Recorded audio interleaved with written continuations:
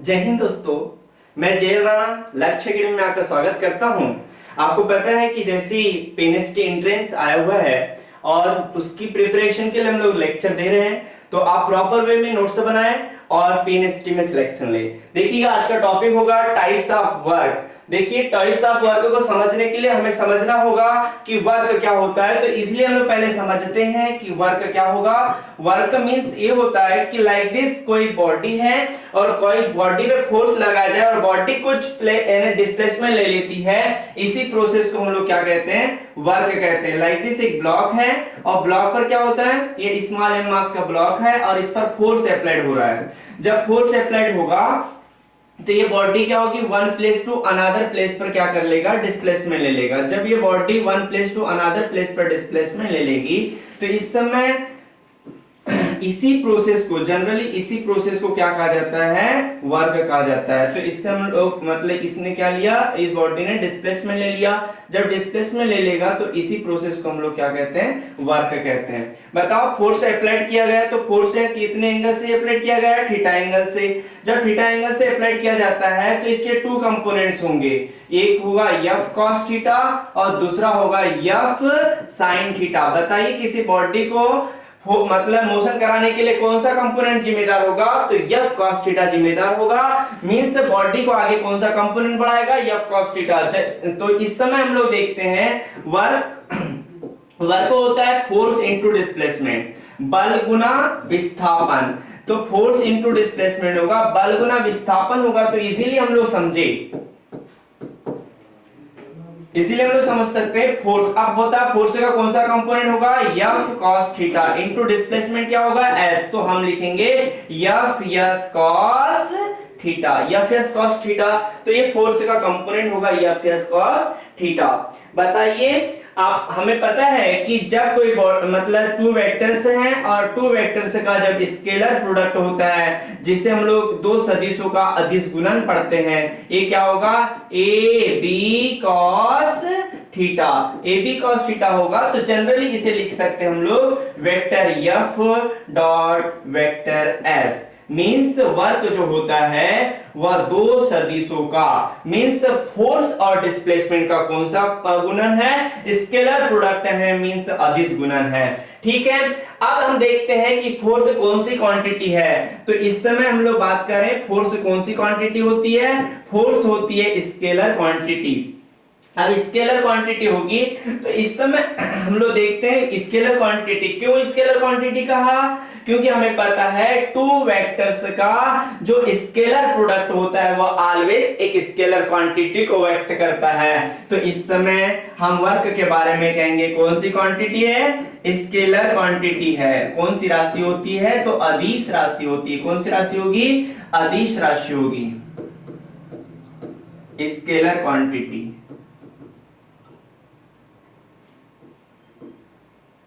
Scalar quantity. तो हम देखते हैं कि स्केलर क्वांटिटी होगा तो इस कंडीशन में स्केलर क्वांटिटी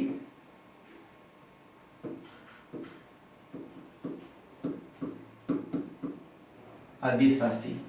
अब देखते हैं यूनिट क्या होता है। तो इसका यूनिट होगा स्टैंडर्ड यूनिट और सीजीएस यूनिट। तो स्टैंडर्ड यूनिट क्या होता है इसका, स्टैंडर्ड में एसआई और सीजीएस। तो हम बात करते हैं यूनिट की, तो यूनिट होता है एसआई यूनिट। एसआई यूनिट होगा क्या, जूल। एसआई यूनिट होता है जूल और एक जूल इक्वल टू क्या होगा, तो एक जूल इक्वल होता है एसआई पद्धति में न्यूटन मीटर। तो न्यूटन मीटर होगा। तो इस कंडीशन में हम लोग न्यूटन मीटर लिखे। इक्वल टू क्या लिख सकते हैं, देखिए फोर्स है तो न्यूटन होगा, डिस्प्लेसमेंट तो क्या होगा, मीटर होगा। तो इस समय न्यूटन मीटर इसका एक यूनिट हो गया एसआई में। और सेकंड लिख सकते हैं किलोग्राम मीटर स्क्वायर पर सेकंड का स्क्वायर। क्लियर है। सीजीएस में देख लें, सीजीएस में क्या होगा, तो जूल का क्या होगा, अर्ग। सीजीएस यूनिट होता है अर्ग। न्यूटन का क्या होगा, डाइन सेंटीमीटर। डाइन सेंटीमीटर वर्ग का सीजीएस यूनिट। उसके बाद हम लोग चर्चा करते हैं नेक्स्ट यूनिट क्या होगा, ग्राम का, किलोग्राम का ग्राम होगा, मीटर का सेंटीमीटर स्क्वायर, पर सेकेंड का स्क्वायर। चलिए हम डायमेंशन फार्मूला की बात कर लें। तो डायमेंशन फार्मूला क्या होता है, वर्क का डायमेंशन फार्मूला होगा इस जो ऐसा यूनिट है जो किलोग्राम मीटर के फॉर्म। डायमेंशन की मीनिंग आपको पता होगी, डायमेंशन वह फार्मूले होते हैं जो फंडामेंटल क्वांटिटी में यह रिलेशन व्यक्त करते हैं कि वह फिजिकल क्वांटिटी कितनी मूलभूत राशियों से मिलकर बनी होती है। तो किलोग्राम मींस यहाँ द्रव्यमान एक बार होगा, metre square means length 2 time होगी, और सेकेंड मतलब टाइम 2 टाइम होगा। तो इस कंडीशन में हम लोग डायमेंशन फार्मूला की बात करें, किलोग्राम है तो क्या लिखेंगे m, मीटर है तो l लिखेंगे l का स्क्वायर, और सेकेंड है तो t-2, ये होता है डायमेंशनल फार्मूला। उसके बाद हम लोग बात करते हैं टाइप्स ऑफ वर्क, या टाइप्स ऑफ वर्क कहें या नेचर ऑफ वर्क कहें। तो टाइप्स ऑफ वर्क या नेचर ऑफ वर्क की चर्चा करते हैं। तो यह 3 टाइप्स का होता है। 3 टाइप्स का होता है। फर्स्ट होता है पॉजिटिव वर्क, फर्स्ट होगा पॉजिटिव वर्क, नेक्स्ट होता है निगेटिव वर्क जिसे ऋणात्मक कार्य कहते हैं, और थर्ड होगा जीरो वर्क, जीरो वर्क। ठीक है, इसके मतलब आगे देखते हैं हम लोग पॉजिटिव वर्क क्या होता है, नेगेटिव वर्क क्या होता है, और शून्य वर्क क्या होता है, डिटेल में हम लोग चर्चा करेंगे। चलिए देखिएगा, टाइप्स ऑफ वर्क या नेचर ऑफ वर्क में पॉजिटिव वर्क, नेगेटिव और जीरो वर्क। तो हमें पता है कि वर्क क्या होता है, W equal F S cos theta, और ये नेगेटिव वर्क में भी एफ एस कॉस थीटा। तो अब बताइए, और जीरो वर्क में भी क्या होगा, एफ एस कॉस थीटा। बताइए वर्क का पॉजिटिव होना, नेगेटिव होना, जीरो होना किस पे डिपेंड करता है, वह डिपेंड करता है कॉस थीटा पे। किस पे डिपेंड करता है भाई, cos थीटा पे डिपेंड करेगा। यदि cos theta positive, work positive होगा, यदि cos थीटा नेगेटिव तो वर्क नेगेटिव होगा, और यदि cos थीटा जीरो तो वर्क जीरो होगा। तो देखते हैं cos थीटा की वैल्यू डिफरेंट डिफरेंट कैसे होगी। cos zero, cos 90 and cos 180। देखिए cos जीरो क्या होता है 1, cos 90 0, cos 180 -1। 1 से लेकर 0 तक की वैल्यू क्या होती है, पॉजिटिव। बताओ पॉजिटिव के लिए थीटा की रेंज क्या आ जाएगी, 0 डिग्री होगा, बिल्कुल होगा। 0 डिग्री के इक्वल होगा या 0 डिग्री से लार्ज होगा। 90 हो सकता है, बिल्कुल नहीं। क्यों नहीं होगा, क्योंकि cos 90 0 तो वर्ग 0 हो जाएगा। हम जीरो वर्ग पढ़ रहे हैं, पॉजिटिव पॉजिटिव। तो इस समय क्या होगा, 90 से लेस। अब देखिए नेगेटिव के लिए देख ले, थीटा की रेंज लिखते हैं, और पॉजिटिव के लिए जो थीटा की रेंज क्या होती है पॉजिटिव के लिए, 0 less than equal less than 90, less than 90। ठीक है, अब बताइए 0 से 90 तक की वैल्यू को क्या कहा जाता है, यदि कोई ब्लॉक है और ब्लॉक, अच्छा एंगल किसके बीच बनने लगेगा, डिस्प्लेसमेंट एंड फोर्स के बीच, डिस्प्लेसमेंट और फोर्स के बीच लगता है। तो डिस्प्लेसमेंट और फोर्स के बीच बनता है। बताओ जब थीटा की वैल्यू 0 डिग्री हो, 0 से ज्यादा हो और 90 से कम हो, तो इसे कौन सा कोण कहते हैं, कौन सा कोण कहा जाता है, न्यून कोण। न्यून कोण मतलब एक्विट एंगल। क्लियर है। चलिए इसके डिटेल चर्चा नेक्स्ट स्लाइड में करेंगे, डिटेल चर्चा।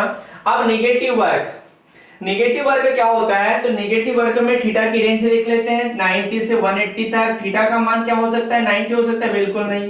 क्यों नहीं होगा, क्योंकि cos 90 0, तो ये 0 हो जाएगा। तो 90 से लार्ज होना चाहिए, और किससे, थीटा की वैल्यू 180 के इक्वल या 180 से कम होनी चाहिए। तो थीटा की रेंज क्या आ जाएगी भाई नेगेटिव वर्क के लिए, 90 less than equal 180 degree. Clear है सभी को, बिल्कुल। अब बताओ, तो इस समय हम लोग बात करते हैं, कोई ब्लॉक है, जब थीटा की वैल्यू 90 और 180 के बीच होती है, बताइएगा कि वर्क मतलब वो कौन सा कोण कहलाता है, वह अधिक कोण कहलाता है। ये डिस्प्लेसमेंट और ये होगा फोर्स, इनके बीच जो एंगल होगा वह अधिक कोण के नाम से जाना जाता है।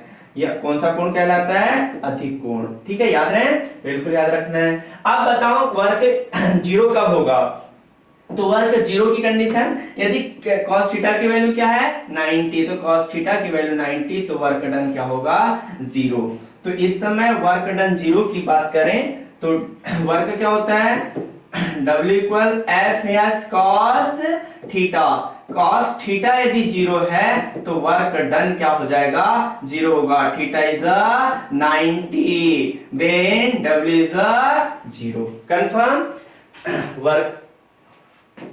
Work is zero. चलिए नेक्स्ट स्लाइड में हम लोग बात करते हैं पॉजिटिव वर्क क्या होगा। अब देखते हैं हम लोग पॉजिटिव वर्क की चर्चा करते हैं। तो हमने देखा कि वर्क क्या होता है, वी नो, हम जानते हैं वर्क होता है एफ एस कॉस थीटा। बताओ पॉजिटिव वर्क होने के लिए थीटा की रेंज क्या होनी चाहिए, थीटा की रेंज होनी चाहिए 0 डिग्री के इक्वल या लार्ज और 90 डिग्री से लेस। कंफर्म है। तो अब एक बात स्पष्ट करते हैं कि वर्क पॉजिटिव होने के लिए बताइए, मतलब दोनों के बीच एंगल क्या होना चाहिए, न्यूनकोण होना चाहिए, डिस्प्लेसमेंट और ये क्या होगा फोर्स। तो फोर्स और डिस्प्लेसमेंट दोनों एक दूसरे के बीच कितने डिग्री का कोण बनना चाहिए, लेस देन 90, यानी थीटा का मान 90 से क्या होना चाहिए, लेस होने चाहिए। चलिए हम चर्चा करते हैं कि वर्क मैक्सिमम कब होगा। तो वर्क मैक्सिमम कब होगा भाई, वर्क मैक्सिमम होने के लिए थीटा की वैल्यू, वर्क मैक्सिमम कब होगा, जब cos थीटा का मान 1 होगा। और cos थीटा का मान 1 कब होगा, जब थीटा का मान 0 डिग्री होगा। यदि हम लोग चर्चा करें, यदि थीटा इज 0 डिग्री, जब थीटा की वैल्यू 0 डिग्री होगी तो cos 0 डिग्री 1 हो जाएगा, तो वर्क डन क्या हो जाएगा पॉजिटिव। कंफर्म है, वर्क डन क्या आ जाएगा पॉजिटिव। चलिए हम चर्चा करते हैं मैक्सिमम होने के लिए क्या होना चाहिए, थीटा की वैल्यू 0 डिग्री होनी चाहिए। अब 0 डिग्री मतलब किसके बीच, फोर्स और डिस्प्लेसमेंट के बीच। 0 डिग्री का मतलब क्या होता है, यदि दोनों लाइन पैरेलल है, दोनों पैरेलल है, तो जब दोनों पैरेलल होगा तो एंगल क्या होगा जीरो, लाइक दिस। यदि फोर्स और डिस्प्लेसमेंट दोनों की डायरेक्शन क्या है सेम, तो थीटा की वैल्यू 0 डिग्री। क्लियर है। चलिए उसके बाद हम लोग देखते हैं, कोई ब्लॉक है और ब्लॉक पर फोर्स लगाया जाए और डिस्प्लेसमेंट भी उसी डायरेक्शन में हो, तो ऑलवेज वर्क डन क्या होगा पॉजिटिव होगा। तो कुछ एग्जांपल की हम लोग चर्चा इस कॉन्सेप्ट में करते हैं। चलिएगा एग्जांपल क्या होगा, एग्जांपल में हम लोग देखेंगे कि एग्जांपल क्या होते हैं। फर्स्ट एग्जांपल देखते हैं, कोई ह्यूमन बॉडी है, जब ह्यूमन बॉडी किसी ऑब्जेक्ट को अर्थ के सरफेस से कहां लेकर चल रहा है, ऊपर की ओर, लाइक दिस मी, इस मार्कर को अर्थ के सरफेस से ऊपर की ओर लेकर जा रहा हूं, तो बताओ मेरे द्वारा वर्क डन क्या होगा, पॉजिटिव होगा। क्यों होगा, क्योंकि मतलब कहां डिस्प्लेसमेंट ले रही है ऊपर की ओर, और मेरे द्वारा फोर्स कहां लग रहा है ऊपर की ओर, दोनों की डायरेक्शन सेम, तो वर्क डन क्या हुआ पॉजिटिव। एक ह्यूमन बॉडी है और ह्यूमन बॉडी किसी ऑब्जेक्ट को कहां लेकर चल रहे हैं ऊपर की ओर, जब ऊपर की ओर लेकर चलेगा तो इस ह्यूमन बॉडी द्वारा फोर्स कहां लगेगा ऊपर की ओर, और डिस्प्लेसमेंट कहां होगा ऊपर की ओर, दोनों की डायरेक्शन सेम, एंगल क्या होगा 0 डिग्री, cos 0 1, तो वर्क डन पॉजिटिव। क्लियर है। तो बताओ सेकेंड एग्जांपल की हम चर्चा कर लें। बिल्कुल, सेकेंड एग्जांपल क्या हो जाएगा, सेकेंड एग्जांपल की हम लोग चर्चा करते हैं। तो सेकेंड एग्जांपल में हम लोग समझेंगे, यदि कोई ऑब्जेक्ट है, यदि कोई ब्लॉक है और कोई ब्लॉक कहां आ रहा है नीचे आ रहा है, मतलब यदि इस मार्कर को नीचे गिराया जाए तो ये मार्कर कहां जाएगा नीचे, तो इस समय जब कोई बॉडी नीचे की ओर मोशन करती है तो इस अर्थ के द्वारा लगने वाला ग्रेविटेशनल फोर्स द्वारा वर्क डन जो होता है वह क्या होगा बताइए। एक ब्लॉक है और ये ब्लॉक कहां आ रहा है, ब्लॉक आ रहा है नीचे की ओर, तो ग्रेविटेशनल फोर्स कहां लगेगा नीचे, डिस्प्लेसमेंट कहां होगा भाई नीचे, दोनों की डायरेक्शन सेम, थीटा की वैल्यू 0 डिग्री, तो वर्क डन पॉजिटिव। क्लियर है भाई, बिल्कुल। अब देखते हैं हम लोग थर्ड एग्जांपल में हम लोग चर्चा करते हैं कि यदि एक पॉजिटिव चार्ज है और इस पॉजिटिव चार्ज की ओर एक नेगेटिव चार्ज मूविंग में है, क्या है, एक पॉजिटिव चार्ज है और एक नेगेटिव चार्ज इस पॉजिटिव चार्ज की ओर जब मूविंग में होगा तो बताइए एक पॉजिटिव और नेगेटिव चार्ज के बीच कौन सा फोर्स लगेगा? एट्रैक्टिव फोर्स लगेगा या नहीं लगेगा? बिल्कुल एट्रैक्टिव फोर्स लगेगा, और एट्रैक्टिव फोर्स एक दूसरे की ओर आते हैं। इसका मतलब नेगेटिव चार्ज पॉजिटिव चार्ज की ओर मूविंग में होगा तो फोर्स क्या होगा? Attractive force. दोनों की डायरेक्शन क्या होगी भाई? सेम होगी। जब सेम होगी तो बताओ फोर्स और डिस्प्लेसमेंट के बीच एंगल क्या होगा? 0 डिग्री। और जब एंगल 0 डिग्री होगा तो वर्क डन क्या हुआ? पॉजिटिव। कंफर्म? आपको याद रखना है, जब एक पॉजिटिव चार्ज की ओर एक स्मॉल नेगेटिव चार्ज मूविंग में होता है तो दोनों के बीच एट्रैक्टिव फोर्स लगता है। तो एट्रैक्टिव फोर्स द्वारा यानी आकर्षण बल द्वारा किया गया कार्य हमेशा क्या होगा? नेगेटिव होगा। चलिए हम लोग फोर्थ एग्जांपल की चर्चा करते हैं। तो फोर्थ एग्जांपल क्या होगा? हम देखते हैं एक लॉन रोलर, एक या ट्रेवलिंग बैग आप समझ सकते हैं। ट्रेवलिंग बैग क्या होता है? इस प्रकार ट्रेवलिंग बैग होता है, जब इस पर फोर्स लगाकर खींचा जाता है तो ट्रेवलिंग बैग को ऐसे खींचा जाता है। तो ट्रेवलिंग बैग जब होगा तो इनके बीच फोर्स इस डायरेक्शन में होगा और डिस्प्लेसमेंट इस डायरेक्शन। तो एंगल क्या हुआ? Less than 90। मतलब थीटा का मान 90 से क्या होगा? कम होगा। जब थीटा का मान 90 से लेस होता है तो इस समय वर्क डन क्या होगा? तो थीटा की वैल्यू क्या है? Less than 90। तो वर्क डन पॉजिटिव। क्लियर है? थीटा की वैल्यू लेस देन 90 तो वर्क क्या होगा? पॉजिटिव। चलिए हम लोग फिफ्थ एग्जांपल की चर्चा करते हैं। तो फिफ्थ एग्जांपल में क्या देखें? लाइक दिस एक स्प्रिंग है और स्प्रिंग पर क्या करते हैं हम लोग? फोर्स अप्लाई करते हैं। तो फोर्स अप्लाई करने पर एक्सटर्नल फोर्स जब स्प्रिंग पे लगाया जाता है तो एक्सटर्नल फोर्स जैसे लगाया जाएगा तो स्प्रिंग आगे की ओर बढ़ेगी, मींस डिस्प्लेसमेंट कहां लेगी? सामने की ओर। जब डिस्प्लेसमेंट सामने की ओर लेगी तो इस समय बताओ इनके बीच दोनों की डायरेक्शन क्या होगी? सेम। तो थीटा की वैल्यू क्या होगी भाई? 0 डिग्री। और जब थीटा की वैल्यू 0 डिग्री होगा तो वर्क डन क्या होगा? पॉजिटिव। क्लियर है? तो हमें याद रखना है कि वर्क डन क्या होगा? पॉजिटिव होगा। अब ये होगा पॉजिटिव वर्क, समझ में आया? चलो एक कॉन्सेप्ट निकल कर आता है। क्या कॉन्सेप्ट निकल कर आता है? पॉजिटिव वर्क में जो फोर्स होता है बताओ डिस्प्लेसमेंट में, मतलब वस्तु की गति में ऑब्जेक्ट को मोशन प्रदान करने में सहयोग करता है या अपोज करता है? इजीली हम लोग कह सकते हैं सहयोग करता है। फॉर दिस एग्जांपल कोई ब्लॉक नीचे की ओर आ रहा है, बताओ अर्थ के द्वारा जो ग्रेविटेशनल फोर्स लगता है वो कहां लगता है? नीचे की ओर। मतलब कोई भी ऑब्जेक्ट कहां होगा? जब हम लोग इस मार्कर को गिराएंगे ग्रेविटेशनल फोर्स इसे खींचेगा, मतलब जैसे जैसे वो नीचे जाएगा इसकी मोशन क्या होगी?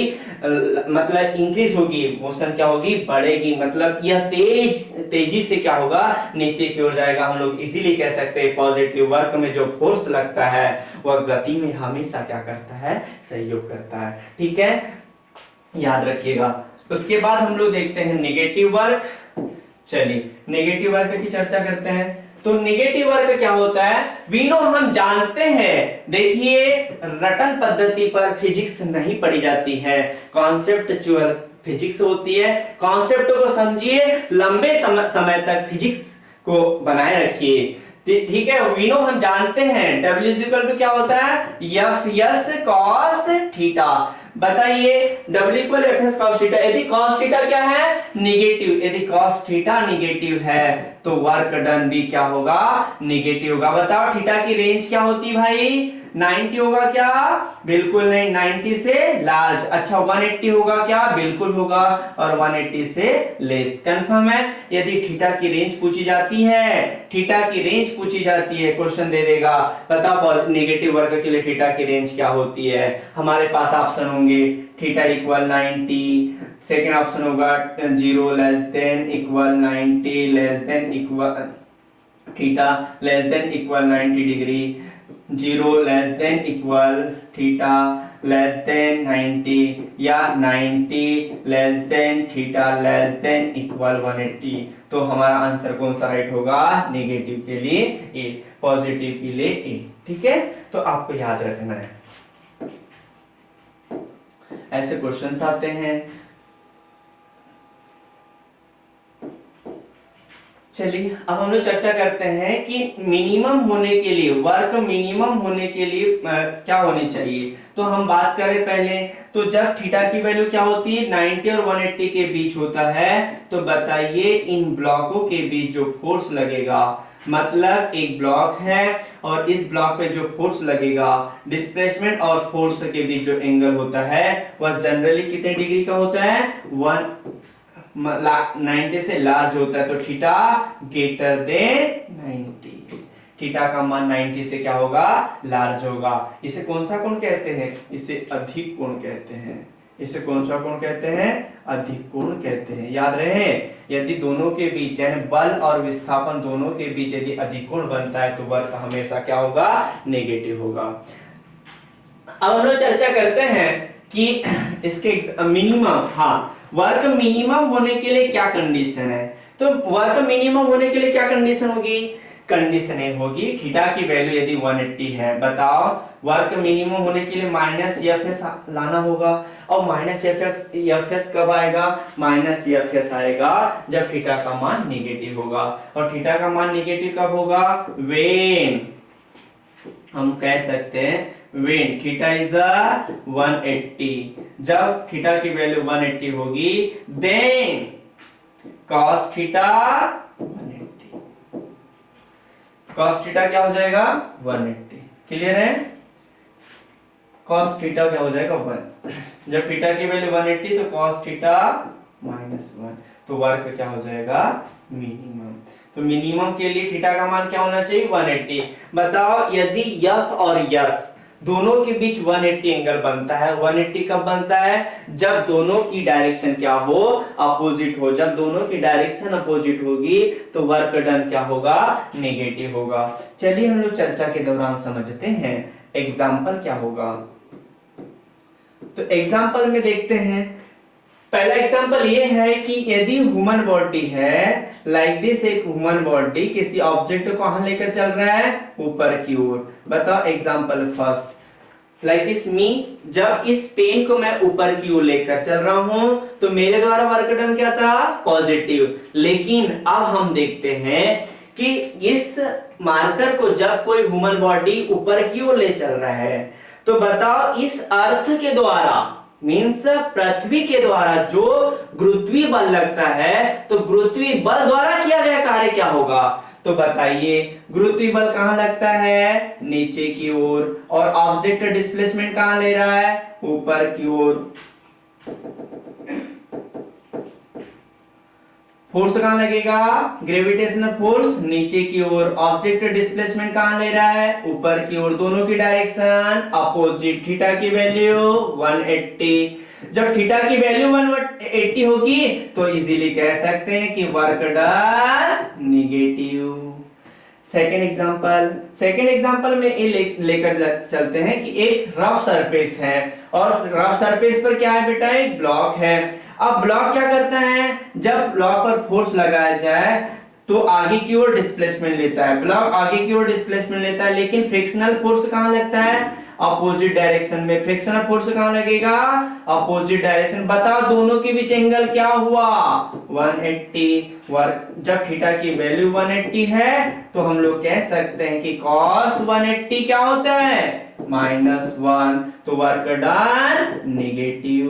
क्लियर है? पॉजिटिव वर्क के लिए क्या होना चाहिए? दोनों की डायरेक्शन सेम होना चाहिए। यदि डिस्प्लेसमेंट और फोर्स की डायरेक्शन अपोजिट है तो हम कह सकते हैं कि वर्क डन क्या होगा? नेगेटिव होगा। क्लियर है?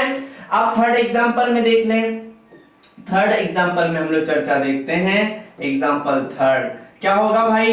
एक पॉजिटिव चार्ज है। अब एक पॉजिटिव चार्ज की ओर एक स्मॉल पॉजिटिव चार्ज क्या है? मूविंग में है।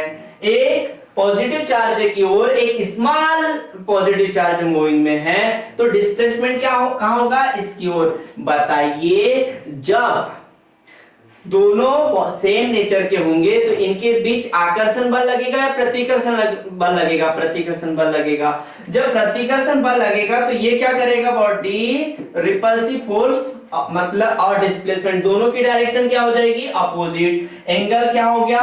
180। जब एंगल 180 होगा तो cos 180 -1, तो वर्क डन क्या हुआ भाई? निगेटिव। याद रहे सभी को? ठीक है।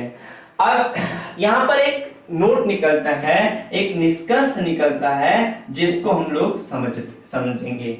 बताइए निगेटिव वर्क के लिए, किसके लिए? निगेटिव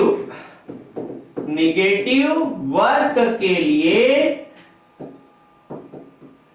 निगेटिव वर्क के लिए फोर्स एंड डिस्प्लेसमेंट की डायरेक्शन, फोर्स एंड डिस्प्लेसमेंट की डायरेक्शन क्या होनी चाहिए? अपोजिट होनी चाहिए। फोर्स एंड डिस्प्लेसमेंट की डायरेक्शन क्या होना चाहिए? अपोजिट होनी चाहिए, मतलब विपरीत होनी चाहिए, विपरीत होनी चाहिए। ठीक है, ये आपको याद रखना है। ये था निगेटिव वर्क। इसके बाद हम लोग पढ़ते हैं जीरो वर्क। चलिए जीरो वर्क की क्या कंडीशन है देखते हैं। यहां लिखा हुआ है W = Fs cos थीटा। चलिएगा, यदि हम लोग Fs cos थीटा की बात करें तो इस कंडीशन में हम लोग चर्चा करते हैं जीरो वर्क के लिए कितनी कंडीशन है? 3 कंडीशन है। अब 3 कंडीशन क्या होगी? पहले तो हम देखते हैं कि यदि फोर्स की वैल्यू क्या है? 0। सॉरी, यदि हम पहले लेकर चलते बेटा, फोर्स लेकर नहीं चलते, पहले हम लोग जिस कॉन्सेप्ट को लेकर चला है W = Fs cos थीटा। यदि cos थीटा क्या है? 0। यदि cos थीटा की वैल्यू 0 है तो वर्क डन क्या होगा? 0। क्लियर है? यदि डिस्प्लेसमेंट ही 0 है, लाइक दिस, यदि हम लोग बात करें कि डिस्प्लेसमेंट 0 है तो इजीली हम लोग कह सकते हैं कि वर्क डन भी क्या होगा? 0 होगा। हम नेक्स्ट स्लाइड में बात, नेक्स्ट कॉन्सेप्ट में समझते हैं। यदि फोर्स ही 0 है तो वर्क डन भी क्या होगा?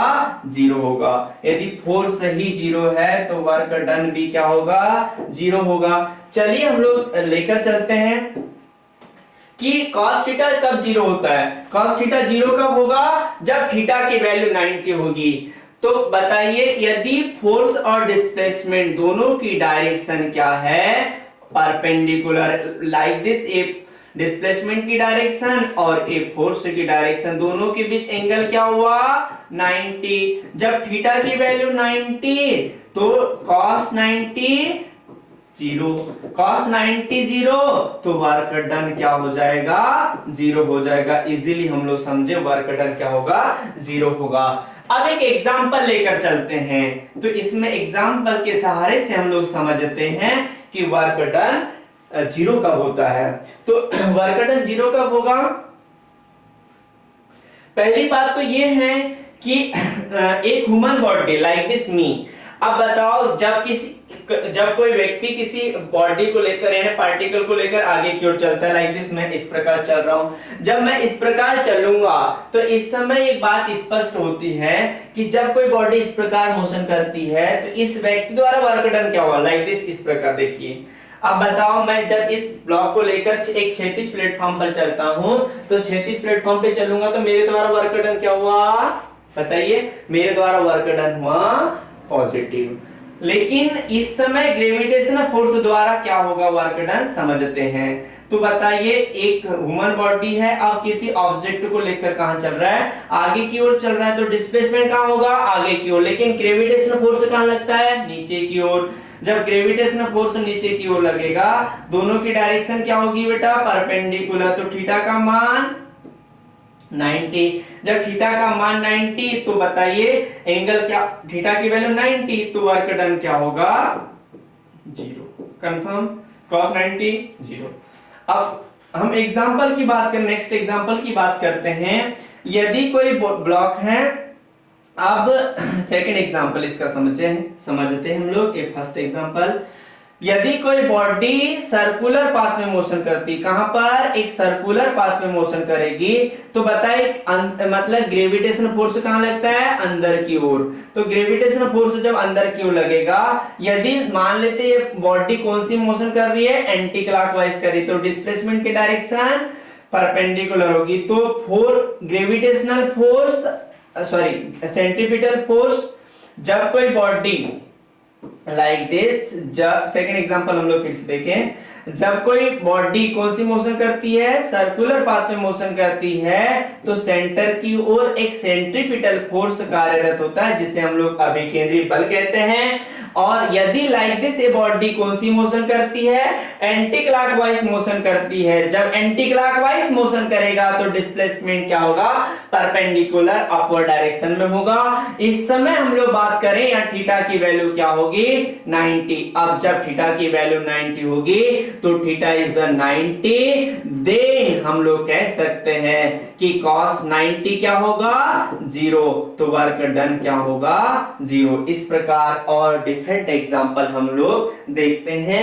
अब इसके बाद हम लोग सेकेंड कॉन्सेप्ट समझते हैं, वर्क डन 0 कब होता है। पहला क्या होगा, जब cos थीटा 0 तो वर्क डन 0। सेकेंड कॉन्सेप्ट को हम लोग समझे, सेकेंड कॉन्सेप्ट को हम लोग समझते हैं कि वर्क डन 0 कब होता है। यदि डिस्प्लेसमेंट ही 0 है, लाइक दिस हम लोग चर्चा करते हैं कि वर्क, यदि डिस्प्लेसमेंट ही 0 है तो वर्क डन क्या होगा, 0। बताइए एक हेवी बॉडी को पुश किया जाए, लेकिन वह बॉडी हिले ना, मतलब डिस्प्लेसमेंट ना ले, तो इस समय हम लोग कह सकते हैं कि वर्क डन क्या होगा, 0 होगा। आपने देखा होगा हम बहुत मेहनत करते हैं, मींस किसी एग्जाम के लिए बहुत मेहनत करते हैं और स्टडी भी करते हैं, लेकिन यदि एग्जाम क्रैक ना हो तो हमारे लिए वर्क डन क्या होता है बेटा, 0 होता है। तो हमें वर्क डन क्या करना है, पॉजिटिव करना है, नहीं निगेटिव करना है और नहीं 0 करना है, हमें वर्क डन पॉजिटिव करना है। एग्जाम क्रैक करना ही है, लगे रहना है। एग्जाम, ये टाइम आपका गोल्डन टाइम है, आपको इस टाइम को बहुत अच्छे से अचीव कर और इस सही समय, मतलब इस पूरे समय का मतलब सही यूज करके आपको एग्जाम पर फोकस करना है, स्टडी पर फोकस करना है और एग्जाम क्रैक करना है, ठीक है। यदि डिस्प्लेसमेंट 0 है तो वर्क डन क्या होगा, 0। लाइक दिस एक एग्जांपल की बात कर लें, चलिए एग्जांपल की बात करते हैं। एग्जांपल में एक कह सकते हैं, एक दीवार है, एक खड़ी दीवार पर हम फोर्स लगाए। बताओ जब खड़ी दीवार पे फोर्स लगाए तो दीवार हिलने वाली है क्या, नहीं। लाइक दिस हम लोग बात करते हैं, एक दीवार है, लाइक दिस, इस बिल्डिंग को मान लेते हैं हम लोग। तो बताओ इस बिल्डिंग पर फोर्स लगाते हैं, बताओ फोर्स लगाने के बाद ये डिस्प्लेसमेंट लेगी क्या, नहीं। जब डिस्प्लेसमेंट नहीं लेगी तो इस समय वर्क डन क्या होगा, 0 होगा। मींस डिस्प्लेसमेंट ही ना हो, मींस वस्तु विस्थापित ना हो, तो वर्क डन क्या होता है, 0 होता है, ठीक है। नेक्स्ट कंडीशन में हम लोग देखते हैं, यदि डिस्प्लेसमेंट 0 कब होता है। यदि कोई ये सेकंड एग्जांपल देखते हैं। सेकंड एग्जांपल में हम लोग ये देखें कि लाइक दिस एक कोई बॉडी है और इस बॉडी पर क्या, यानी यह बॉडी यहां से मोशन करना प्रारंभ करती है और मोशन कर यह उसी स्थान पर वापस लौट जाती है। तो बताओ इस समय जब कोई वस्तु जिस बिंदु से गति करना प्रारंभ करता है और वापस गति करने के बाद उसी बिंदु पर वापस लौट जाता है, तो विस्थापन मींस डिस्प्लेसमेंट क्या होता है, 0। क्यों, क्योंकि डिस्प्लेसमेंट की एक बेसिकली डेफिनेशन होती है, क्या होती बेटा, कि दो बिंदुओं के बीच की न्यूनतम दूरी, शॉर्टेन डिस्टेंस बिटवीन 2 पॉइंट्स। यदि दो बिंदु जहां से चलना प्रारंभ किया और वहीं पर आ गया, तो बताओ दो बिंदुओं के बीच की न्यूनतम दूरी क्या हुई, 0। तो हम कह सकते हैं कि डिस्प्लेसमेंट क्या होगा, 0 होगा। तो फोर्स भी या वर्क डन भी क्या होगा, यहाँ पर 0 होगा। कंफर्म है, वर्क डन 0 होगा। लेकर चलते हैं, एक ब्लॉक है, थर्ड एग्जांपल लेकर चलते हैं। लाइक दिस, एक ब्लॉक है, मतलब एक चट्टान है, और इस चट्टान पर क्या करते हैं हम लोग, फोर्स अप्लाइड करते हैं। बताओ इस चट्टान पर जब फोर्स अप्लाइड किया जाएगा तो बताओ ये चट्टान डिस्प्लेसमेंट लेगी क्या, बिल्कुल नहीं लेगी, तो वर्क डन क्या होगा, 0। तो यह सेकेंड कंडीशन थी, जब डिस्प्लेसमेंट 0 हो तो वर्क डन भी क्या होता है, 0 होता है। अब हम लोग बात करते हैं नेक्स्ट कॉन्सेप्ट की। तो नेक्स्ट कॉन्सेप्ट में हम लोग समझे, यदि फोर्स ही 0 है, मतलब किसी बॉडी पर फोर्स ही ना लगाया जाए, जब बॉडी पर फोर्स ना लगाया जाए तो बताओ ऑब्जेक्ट डिस्प्लेसमेंट लेगा क्या, बिल्कुल नहीं लेगा। तो इस समय वर्क डन क्या होगा, 0 होगा। यदि फोर्स ही 0 है तो वर्क डन 0 होगा। लेकिन कुछ कंडीशन ऐसी होती है जहां पर फोर्स की वैल्यू 0 होती है लेकिन ऑब्जेक्ट मोशन करते रहता है। ये कहां होता है, ये होता है अंतरिक्ष स्पेस में, जहां आइसोलेटेड बॉडी होती है। तो विलगित निकाय के लिए, किसके लिए, विलगित निकाय में हमेशा विलगित निकाय द्वारा हमेशा क्या होगा, वर्क डन 0। आइसोलेटेड बॉडी या सिस्टम, तो यहाँ वर्क डन क्या होता है, 0 होता है। आपको याद रखना है, स्पेस में किया गया कार्य हमेशा क्या होगा, 0 होगा। तो ये थी 0 वर्क की कंडीशन। दोस्तों ऐसे लेक्चर आपके पास अपडेट होते रहेंगे, हम कंटिन्यू लेक्चर आपको YouTube में डालते रहेंगे, और हमारा मतलब ऑफलाइन क्लास भी स्टार्ट है और ऑनलाइन क्लासेस भी स्टार्ट है। जिसको ज्वाइन करना है वो कांटेक्ट कर सकते हैं। ये हमारा कांटेक्ट नंबर 9144164103 जेल राणा, ठीक है, आप कांटेक्ट कर सकते हैं। आज के लिए इतना ही। Thank you so much. जय हिंद।